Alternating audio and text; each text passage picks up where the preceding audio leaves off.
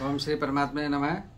मैं प्रोफेसर हरि हृदय अवस्थी अपने परम पूज्य गुरु जी वेदमूर्ति तपोनिष्ठ गीता और धर्मशास्त्र के विशेषज्ञ प्रोफेसर पंडित भगवत शरण शुक्ल जी के साथ में आप सभी का Awasthi Ayurveda anatomy yoga and spirituality channel पर हार्दिक स्वागत करता हूं।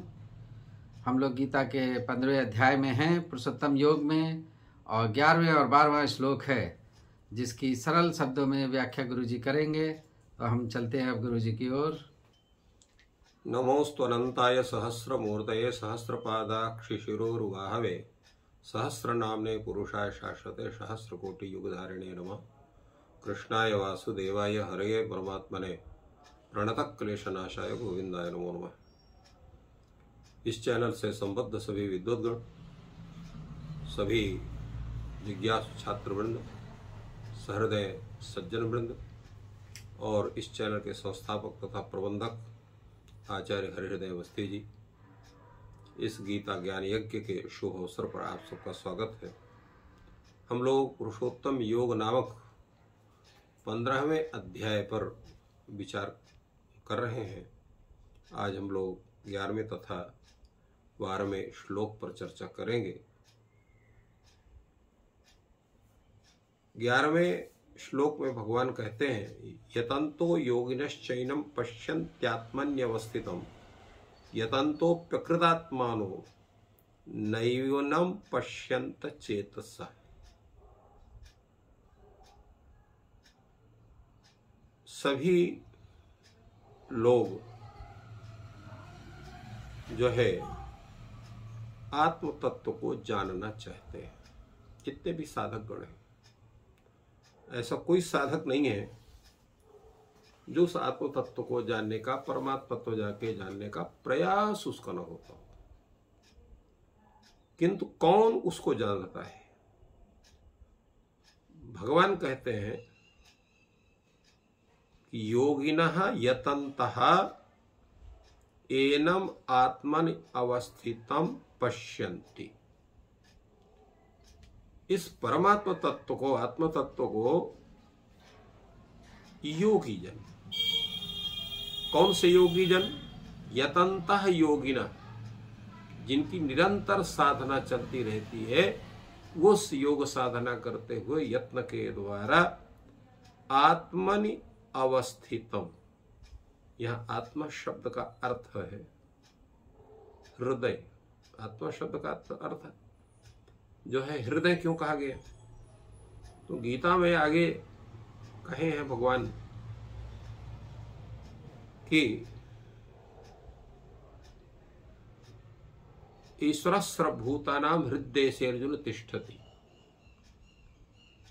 जो ईश्वर है सभी के हृदय प्रदेश में स्थित होता है। इसलिए यहां पर एनम आत्म तत्वम आत्मनि अवस्थितम पश्यन्ति। आत्मनि हृदये, हृदय प्रदेशे, हृदय प्रदेश में विद्यमान उस परम तत्व को, आत्म तत्व को देखते हैं। कौन? योगी देखते हैं। कैसे देखते हैं? यतन्तः, निरंतर वो यत्न करते हुए, करने वाले जो योगी जन हैं, अपने हृदय में अवस्थित उस आत्म तत्व को जानते हैं। भगवान ने कहा है, निर्मल मन जन सो मोहि पावा, मोहि कपट छल छिद्र न भावा। जिनका अंतःकरण अत्यंत निर्मल है, जिन्होंने योग साधना से, परमात्मा की आराधना से अपने उस अंतःकरण को पूर्ण शुद्ध कर दिए हैं, उन्हीं के हृदय प्रदेश में भगवान का, परमेश्वर का, आत्म तत्व का, परमात्मा तत्व का निवास होता है। और तभी योगी जन उस परमात्मा तत्व का हृदय प्रदेश में विद्यमान का दर्शन करते हैं। किंतु जिनका अंतःकरण क्या है? शुद्ध नहीं है। इसलिए उनके लिए उदाहरण कहा अचेतसः। जो अचेतस है, अचेतस का मतलब क्या है? चित्त तो सभी के है। अचेतस शब्द का प्रयोग क्यों कहा? अचेतस का तात्पर्य है कि जिनका अंतःकरण शुद्ध नहीं है, अचेतसा अशुद्धांताकरण, जिनका अंतःकरण, अंतःकरण का तात्पर्य हमने आप लोगों को कई बार जो है बताया है कि बुद्धि, चित्त, बुद्धि, अहंकार और मन, ये 4 अंतःकरण माने जाते हैं। इनके चारों की शुद्धि आवश्यक है। बुद्धि की भी शुद्धि हो, अहंतत्व की भी शुद्धि हो, चित्त की भी शुद्धि हो और मन की भी शुद्धि हो, तो अंतःकरण की शुद्धता बनती है। तब वो सचेतस शब्द का उसके लिए प्रयोग होता है। भगवान ने गीता में ऐसे लोगों ने सचेतस शब्द का प्रयोग किया है, चेतसा सह सचेतस, और यहां भगवान ने प्रयोग किया अचेतस। तो निर्मल अंतःकरण वालों के लिए सचेतस शब्द का प्रयोग है और अशुद्ध अंतःकरण वालों के लिए अचेतस शब्द का भगवान ने प्रयोग किया है।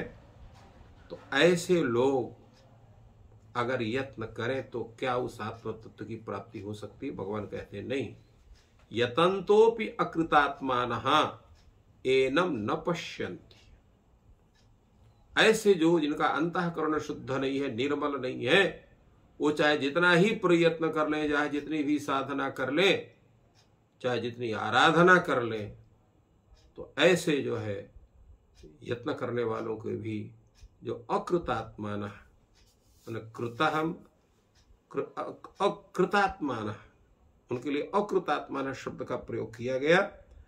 अकृतात्मान का तात्पर्य क्या है कि जिन्होंने निष्काम कर्म की साधना नहीं की है, क्योंकि जो निष्काम कर्म की साधना जो करते हैं वही कृतात्मा माने जाते हैं, और जिनकी निष्काम कर्म की साधना नहीं है वो जो है वो अकृतात्मा वाले माने जाते हैं।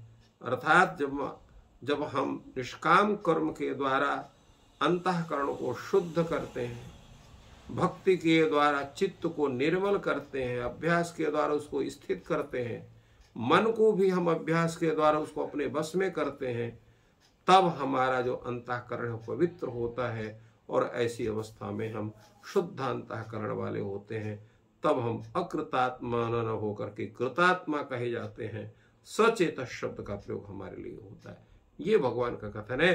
तो ऐसे हैं जो अकृतात्मा है, जिन्होंने हर समय भक्ति की है किंतु कुछ न कुछ परमात्मा से चाह करके भक्ति की है, उनका अंतःकरण शुद्ध नहीं हो सकता है, क्योंकि भक्ति भी करनी है, पूजा भी करनी है, आराधना भी करनी है, तो बिना कुछ चाहे। इसलिए भगवान ने रामायण में कहा है, सखा परम परमार्थ एहु, मन क्रम वचन राम पद नेहु। भगवत प्रीत्यर्थ कृत जो कार्य है वही कार्य जो है वो अफलाकांक्षी होकर के कार्य है, जिसको हम निष्काम कर्मयोग कहते हैं। और जो हम अनेक प्रकार के मांगते हैं कि हम इसलिए पूजा कर रहे हैं कि अनेक प्रकार की धन संपत्ति मिल जाए, अनेक प्रकार का ऐश्वर्य हमें प्राप्त हो जाए, पुत्र प्राप्त हो जाए, सुंदर स्त्री प्राप्त हो जाए, अनेक प्रकार की संपत्ति, अनेक प्रकार के सुख के साधन हमें प्राप्त हो जाए, हमारा शरीर स्वस्थ हो जाए, आदि आदि जितनी कामनाएं, उनको सामने रख करके जब आराधना होती है तो वो आराधना जो है वो शुद्ध आराधना नहीं मानी जाती है। ऐसे कार्य को भी, ऐसे जप को, ऐसे भक्ति को भी हम सात्विक स्वरूप न कहें, उसको राजस स्वरूप उसको कहते हैं। इसलिए भगवान कहते हैं कि अकृतात्मा, जिनका जो आत्मा है, अंतःकरण है, वो शुद्ध नहीं है, जिन्होंने निष्काम कर्म की साधना नहीं की है, ऐसे व्यक्ति में उस परमात्मा तत्व का साक्षात्कार नहीं कर सकते हैं। यह एक बहुत ही सुंदर भगवान का कथन है जिसकी चर्चा यहाँ पर की। इसके साथ साथ उन्होंने 12वें श्लोक में बतलाया, यदादित्य गतम तेजो जगत भासयते अखिलम यच्चंद्रमसि यच्चाग्नो तत्तेजो विद्युमाम कम।